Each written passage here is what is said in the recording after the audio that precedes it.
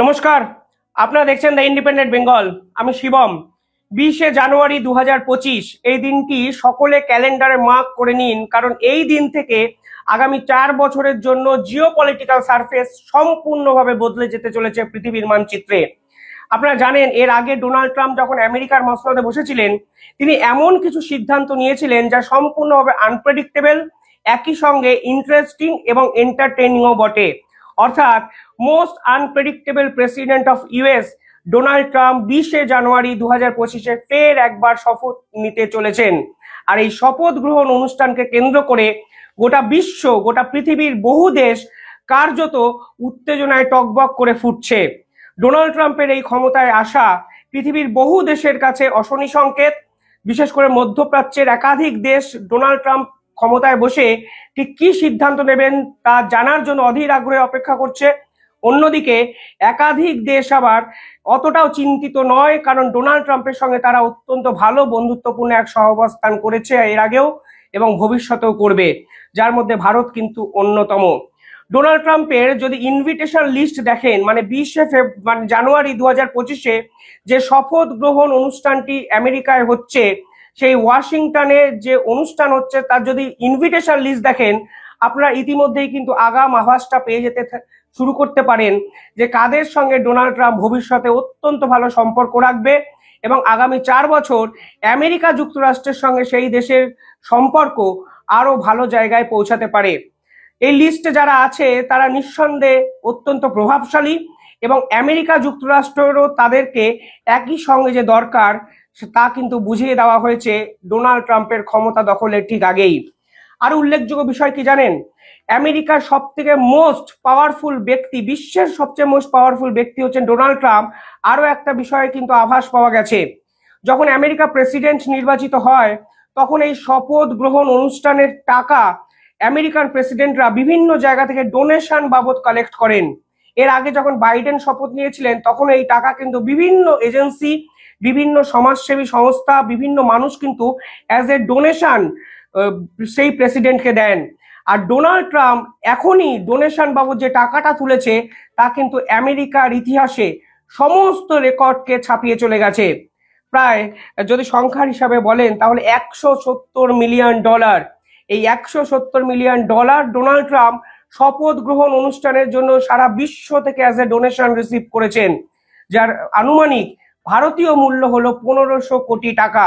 অর্থাৎ বিভিন্ন প্রেসিডেন্টরা এর আগে যখন শপথ নিয়েছিলেন তখন $30 থেকে $40 মিলিয়ন সর্বসাকুল্যে তারা সংগ্রহ করতে পারতেন, কিন্তু এবার আমেরিকার প্রেসিডেন্ট ডোনাল্ড ট্রাম্প গোটা বিশ্ব থেকে ডোনেশন কালেক্ট করেছেন 1500 কোটি টাকা। আর এই 1500 কোটি টাকা কারা দিয়েছেন? যারা ডোনাল্ড ট্রাম্পকে সমর্থন করেছেন এবং পরবর্তী 4 বছর ডোনাল্ড ট্রাম্পকে প্রয়োজন বলে বিবেচনা করেছেন। বিভিন্ন ব্যবসায়ী সংগঠন, হাই প্রোফাইল বিজনেসম্যান, একাধিক বহুজাতিক সংস্থা ডোনাল্ড ট্রাম্পের শপথ গ্রহণের অফিসিয়াল স্পন্সর বা পার্টনারশিপ মানে করতে চেয়েছেন এই অনুষ্ঠানকে সামনে রেখে, যা নিঃসন্দেহে নজিরবিহীন। এই অনুষ্ঠানে আরো একটা উল্লেখযোগ্য দিক আছে। ডোনাল্ড ট্রাম্প বেছে বেছে কাদেরকে ইনভাইট করেছে জানেন?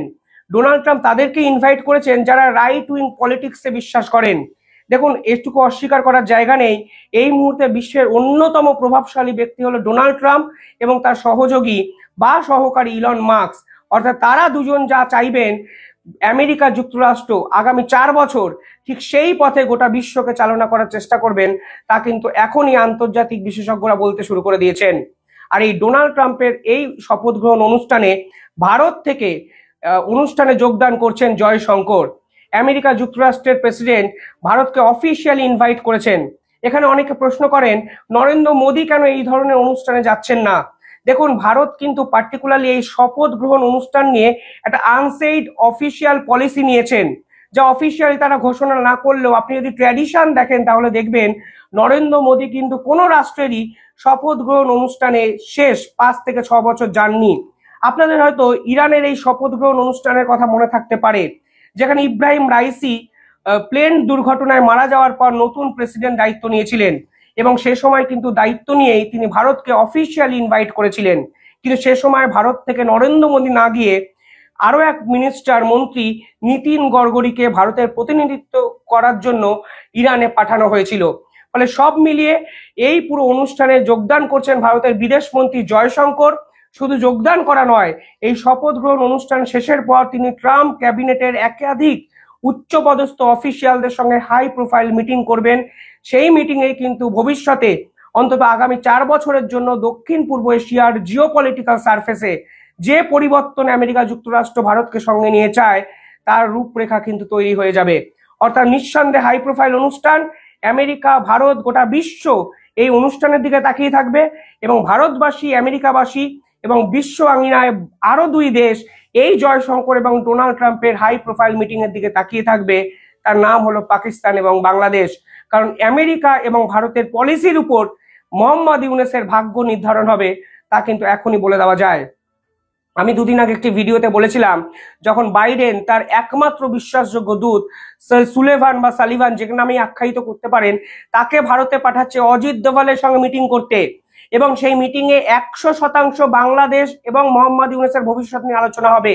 অনেকে সেদিন বলেছিলেন কিসের জন্য সালিভান বাংলাদেশকে নিয়ে আলোচনা করবে, কিন্তু সালিভান দেশে ফিরে গিয়ে একদম অফিসিয়ালি প্রেস কনফারেন্স করে জানিয়ে দেওয়া হয়েছে আমেরিকার পক্ষ থেকে, বাংলাদেশের নির্বাচনের রূপরেখা ভারত এবং আমেরিকা দুজন মিলেই ঠিক করবে এবং বাংলাদেশকে স্থিতিশীল করার জন্য আমেরিকা এবং ভারতই কাজ করবে, তা নিয়ে ভারতে এসে আলোচনা করা হয়েছে। এবং শেখ হাসিনার বিদায়ের পিছনে জো বাইডেন দায়ী নয়, সেরকমই নাকি বিশ্বাস করে ভারতবর্ষ নিজেই। অর্থাৎ একের পর এক ন্যারেটিভ ক্রিয়েট করার চেষ্টা করে গেছেন জো বাইডেন, এবং জো বাইডেন পরিষ্কারভাবে ভারতকে সাক্ষী করে গোটা বিশ্ব মানচিত্রে এই ধরনের ন্যারেটিভ তৈরি করার চেষ্টা করছেন। ঠিক ডোনাল্ড ট্রাম্প তখনই জয়শঙ্করকে ইনভাইট করলেন। অর্থাৎ জিও পলিটিক্যাল সারফেসে আপনারা স্বীকার করুন বা না করুন, ভারতবর্ষ যে বিশ্ব মানচিত্রে টপ 5 মোস্ট প্রভাবশালী দেশের তালিকায় সহজেই জায়গা করে নিয়েছে, অন্তত আমেরিকার এই ধরনের ডুয়েল মেন্টালিটি কিংবা প্রেসিডেন্টের দ্বিচারিতাগুলোকে দেখেই ইতিমধ্যেই বোঝা যাচ্ছে। অর্থাৎ বাংলাদেশিরা যতই ভারত বিরোধী কথাবার্তা বলুক, আদতে ভারতকে ছাড়া বাংলাদেশের ইকোনমিক্যাল স্ট্রাকচার যেমন ধসে পড়বে, অন্যদিকে আমেরিকা যুক্তরাষ্ট্রের জিওপলিটিক্যাল পলিসি ঠিক করার জন্য ভারতবর্ষের সান্নিধ্য প্রয়োজন। অন্তত জো বাইডেন সর্বশেষ বুঝিয়ে চলে গেলেন এবং ডোনাল্ড ট্রাম্প এসেই জয়শঙ্করকে ইনভাইট করে বুঝিয়ে দিলেন ভারতকে ছাড়া তিনি দক্ষিণ পূর্ব এশিয়ার পলিটিক্সে চলতেই চান না। দক্ষিণ পূর্ব এশিয়া শুধু নয়, ডোনাল্ড ট্রাম্পের যদি ইনভাইট লিস্ট দেখেন তাহলে দেখবেন উনি ক্ষমতায় থাকুন বা না থাকুন এমন কিছু লিডারকে ইনভাইট করেছেন যারা কিন্তু রাইট উইং পলিটিক্সে বিশ্বাস করেন। মানে আপনারা যদি দেখেন ফ্রান্সের ন্যাশনাল কনজারভেটিভ পার্টি, তার সর্বময় লিডারকে কিন্তু ডোনাল্ড ট্রাম্প আমন্ত্রণ জানিয়েছেন। একে কিন্তু ফ্রান্সের ইলন মাস্ক বলা হয়। পরবর্তীকালে জার্মানির একাধিক রাইট উইং লিডারকে তিনি ইনভাইট করেছেন। শোনা যাচ্ছে হাঙ্গেরির যে প্রাইম মিনিস্টার, তিনি কিন্তু ডোনাল্ড ট্রাম্পের শপথ গ্রহণ অনুষ্ঠানে যোগদান করবেন। আরো বিস্তারিত যদি আপনারা খবর নেন তাহলে দেখবেন ইসরায়েলের যে প্রাইম মিনিস্টার বা প্রেসিডেন্ট নেতানিয়াহু, তিনি ডোনাল্ড ট্রাম্পের এই শপথ গ্রহণ অনুষ্ঠানে যোগদান করতে পারেন। অর্থাৎ বার্তাটা পরিষ্কার, ইসলামিক মৌলবাদের বিরুদ্ধে যারা লড়াই করছেন তাদেরকে এককাট্টা করার চেষ্টা করছেন ডোনাল্ড ট্রাম্প এবং ইলন মাস্ক জুটি। এবং গোটা পৃথিবীর রূপরেখা আগামী 4 বছরের মধ্যে বিভিন্ন ক্ষেত্রে যে বদলে যাচ্ছে তা কিন্তু ইতিমধ্যেই বলা যেতে পারে। পাশাপাশি ডোনাল্ড ট্রাম্প কিন্তু চায়নার প্রেসিডেন্ট সি জিনপিংকেও কিন্তু ইনভাইট করেছেন, যদিও এখানে চায়নার প্রেসিডেন্ট পরিষ্কারভাবে জানিয়ে দিয়েছেন তিনি হয়তো এই অনুষ্ঠানে যোগদান করবেন না। যদিও তিনি খুব রাশ কোনো ডিসিশন দেননি, তিনি অত্যন্ত বিনয়ের সঙ্গে বলেছেন চায়না তার টপ মোস্ট অফিসিয়ালকে এই ডোনাল্ড ট্রাম্পের অনুষ্ঠানে যোগদান করার জন্য পাঠাবেন। অর্থাৎ ডোনাল্ড ট্রাম্প চাইছেন বিশ্ব আঙিনায় সমস্ত প্রভাবশালী দেশকে একজোট করতে, এককাট্টা করতে, যেন পরবর্তী 4 বছর আমেরিকা জিওপলিটিক্যাল সারফেসে অন্য নজির তৈরি করতে পারে। আর এখানেই অশনি সংকেত দেখছে বিশ্ব আঙিনায় 2টো দেশ, একটি পাকিস্তান, অন্যটি বাংলাদেশ। দেখুন পাকিস্তানের বর্তমান অবস্থা আপনারা অনেকেই জানেন, অন্তর্দ্বন্দ্ব, 2 দেশ থেকে বিভিন্ন ক্ষেত্রে আক্রমণ, একদিকে বালুচিস্তান, একদিকে তালিবানের আক্রমণ, সব মিলিয়ে দেশটা কিন্তু কার্যত ধ্বংসের দিকে চলে গেছে। আইএমএফ পরিষ্কারভাবে জানিয়ে দিয়েছে তারা পাকিস্তানকে আর লোন দেবেন না, এবং আইএমএফ এর নির্দেশ অনুযায়ী পাকিস্তান সরকার 1.5 লক্ষ সরকারি কর্মচারীকে কাজ থেকে বার করে দিয়েছে উইদাউট এনি নোটিসে। আর এই পাকিস্তানকেই এখন কার্যত বাবা সমান ট্রিট করছে মোহাম্মদ ইউনূসের বাংলাদেশ। আর এই মোহাম্মদ ইউনূসকেও কিন্তু নোবেল জয়ী অর্থনীতিবিদ, নোবেল জয়ী বিভিন্ন প্রকল্পের একটা মুখ করে প্রেজেন্ট করা হলেও সেই নোবেলজয়ী ব্যক্তিকে কিন্তু ডোনাল্ড ট্রাম্প পাত্তাই দিলেন না। কেন পাত্তা দিলেন না, এই প্রশ্ন যদি করেন তাহলে দেখতে পাবেন এর পিছনে 3 থেকে 4টে কারণ কিন্তু আছে, যেগুলো ডোনাল্ড ট্রাম্প বা আমেরিকা প্রশাসন পরিষ্কারভাবে বাংলাদেশকে ক্ষমতা দখলের আগেই বুঝিয়ে দিল। আর ক্ষমতা দখল করে উনি কিন্তু সিদ্ধান্ত নেবেন সে তা তো আপনারা বুঝতেই পারছেন। এবার আমি কিছু কথা বলি কেন ডোনাল্ড ট্রাম্প এই মোহাম্মদ ইউনূসকে এখনো অব্দি এই ইনভিটেশন করলেন না, মানে শপথ গ্রহণ অনুষ্ঠানে ডাকলেন না। দেখুন, প্রথম কারণ হলো এই মোহাম্মদ ইউনূসের সঙ্গে ডোনাল্ড ট্রাম্পের সম্পর্ক অত্যন্ত খারাপ। এই মোহাম্মদ ইউনূসকে সুদখোর বলে অভিহিত করেছিলেন ডোনাল্ড ট্রাম্প। এমনকি তিনি বলেছিলেন ডোনাল্ড ট্রাম্পকে হারানোর জন্য ক্লিন্টন ফাউন্ডেশনকে একের পর এক অর্থ সাহায্য করেছে এই মোহাম্মদ ইউনূসের প্রতিষ্ঠান। 2016 সালে যখন ডোনাল্ড ট্রাম্প নির্বাচনে লড়েছিলেন তখন এই ক্লিন্টন ফাউন্ডেশনকে বিপুল পরিমাণে অর্থ কিন্তু সাহায্য করেছিলেন এই মোহাম্মদ ইউনূস। এমনকি শেখ হাসিনা যখন ডেলিগেটস পাঠিয়েছিলেন মোহাম্মদ ইউনূসের সঙ্গে দেখা করতে বাংলাদেশের পক্ষ থেকে, তখন তাদেরকে ডোনাল্ড ট্রাম্প সরাসরি প্রশ্ন করেছিলেন ওই মাইক্রো সি ব্যবসা বিজনেসম্যানটি কোথায়, অর্থাৎ সুদখোর বিজনেসম্যানটি এখন ঠিক কোথায়। ঠিক কিছুদিন আগে যেরকম প্রচার মোহাম্মদ ইউনূসের পক্ষ থেকে করা হয়েছিল যে বাইডেনই আমেরিকার সর্বময় কর্তা, আজকে কিন্তু সেই প্রচার মোহাম্মদ ইউনূসের বিপরীতে যেতে শুরু করে দিয়েছে। আর সেই সুদখোর মোহাম্মদ ইউনূসকে যে ডোনাল্ড ট্রাম্প পছন্দ করবেন না তা কিন্তু বলাই চলে। ইতিমধ্যেই ডোনাল্ড ট্রাম্প এই আমেরিকা যুক্তরাষ্ট্রের পক্ষ থেকে সরাসরিভাবে মানে বাংলাদেশকেও বার্তা দিয়ে দিয়েছেন ঠিক ভোটের আগে। সংখ্যালঘুর উপর অত্যাচার, আইন শৃঙ্খলার অবনতি, একাধিক ক্ষেত্রে ডোনাল্ড ট্রাম্প ক্ষমতা দখলের আগেই মোহাম্মদ ইউনূসের সঙ্গে কিন্তু টাসেলে চলে গেছেন। আরো দুটো কথা আপনাদের বলে দিই, যখন ডোনাল্ড ট্রাম্প ক্ষমতায় আসেন তখন দুটো উল্লেখযোগ্য জিনিস হয়। এক যেটা হয়েছিল সেটা হলো শেখ হাসিনা ডোনাল্ড ট্রাম্পকে কংগ্রাচুলেট করে একটি টুইট করেছিলেন। অর্থাৎ শেখ হাসিনার সঙ্গে ডোনাল্ড ট্রাম্পের যে সম্পর্ক এখানে কিন্তু মোহাম্মদ ইউনূসের বিপরীতে যেতে শুরু করে। তখন মোহাম্মদ ইউনূসের পক্ষ থেকে ভাসিয়ে দেওয়া হয় না না বাবা, রিপাবলিকানদের যে পার্টি আছে, ডোনাল্ড ট্রাম্পের যে পার্টি আছে, তাদের মধ্যেও নাকি মোহাম্মদ ইউনূসের অনেক বন্ধু বান্ধব আছে।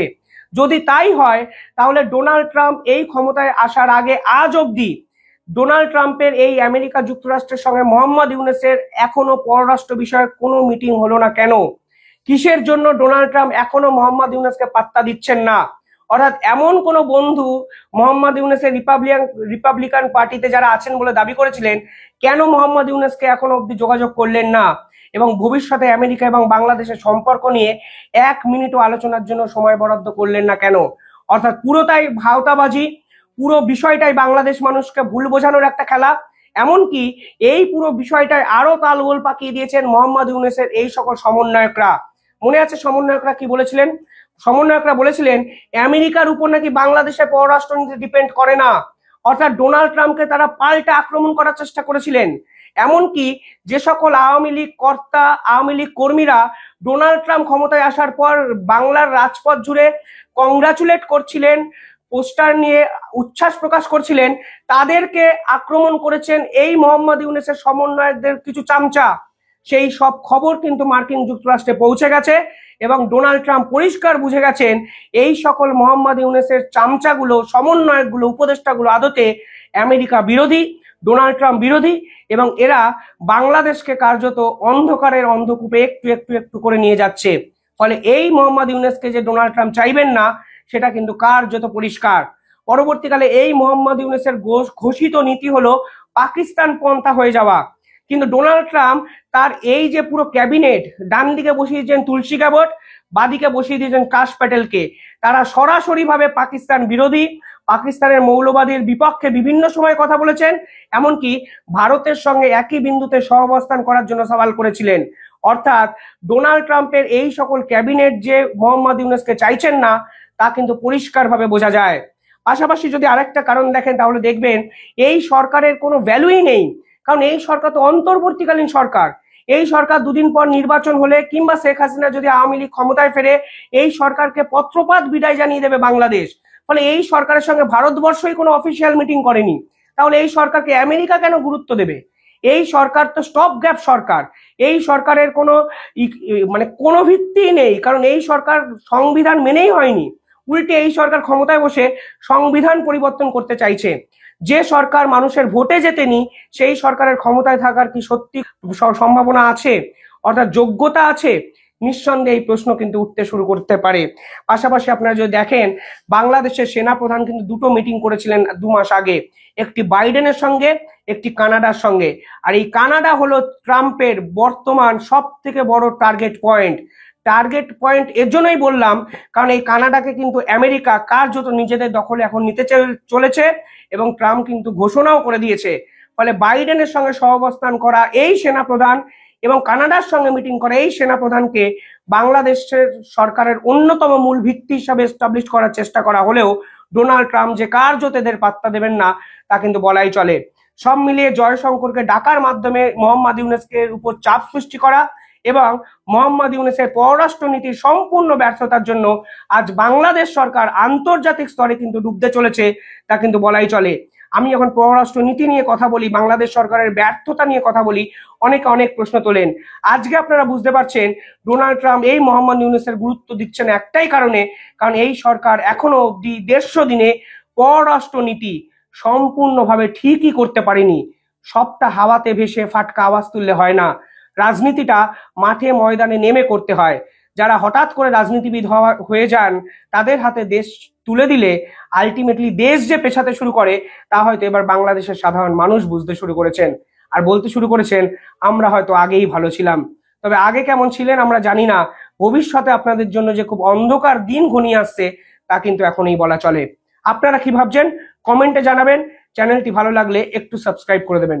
ধন্যবাদ।